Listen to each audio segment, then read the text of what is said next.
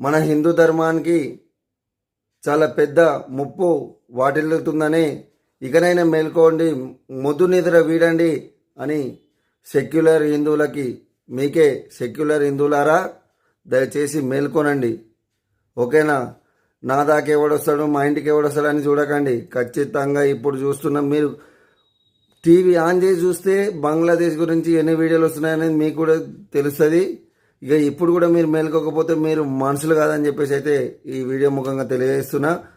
ఇంకొకటి, అవసరమైతే భారతదేశం మొత్తం ఎమర్జెన్సీ ప్రకటించి బంగ్లాదేశ్లో ఉన్నటువంటి హిందూ కుటుంబాలని వెంటనే రక్షించాలని ఈ వీడియో ముఖంగా తెలియజేస్తున్నాను.